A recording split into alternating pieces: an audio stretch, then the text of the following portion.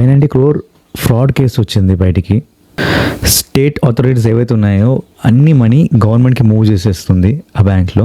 ఇంకా IDFC bank కొనాలనుకుంటున్నారా?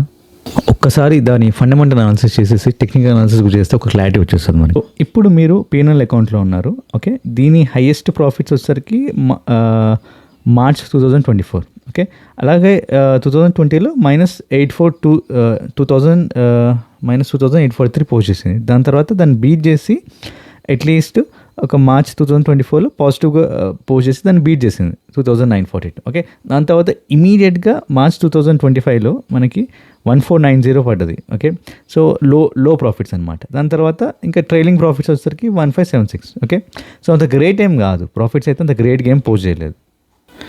ఇప్పుడు IDFC first bank technical chart చూద్దాం. ఓకే, ఈ చార్ట్ చూసారా, దీని లైఫ్ టైం చార్ట్స్ ఒక సైడ్ వేలోనే ఉంది. ఇక్కడ ఒక ప్రాఫిట్ అంటే ఒక బ్రేక్అవుట్ అంటూ లేదు, పద్ధతి ప్రకారం లేదు, ఇంకా హై లోస్ ఫామ్ చేస్తుంటూ లేదు. ఓకే, అక్కడే సైడ్ వేస్లో ట్రాప్ అయింది. స్టిల్ ఈ స్టాక్లో ఇంకా ఎంటర్ అవుదాం అనుకుంటున్నాను అంటే అదంత బుద్ధి తక్కువ పనేం లేదు.